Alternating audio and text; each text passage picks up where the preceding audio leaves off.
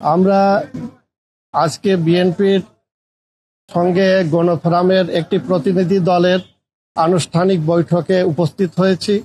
আমাদের গণফোরামের পক্ষ থেকে আমাদের সভাপতি পরিষদের অন্যতম সদস্য advocate Subrata Chowdhury, advocate Zaglul Haider Afrik, advocate Suraiya Begum, Mustaq Ahmed, advocate Selim Akbar এবং আমাদের যুগ্ম সম্পাদক রওশন ইয়াজদানি এবং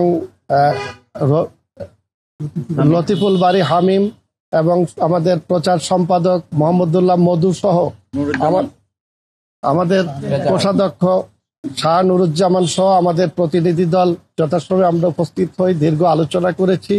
আলোচনার শুরুতেই আপনারা জানেন গণফোরামের বর্তমান সভাপতি বীর মুক্তিযোদ্ধা মোস্তফা মহসিন মন্টু গত 15ই জুন তিনি ইন্তেকাল করেছিলেন।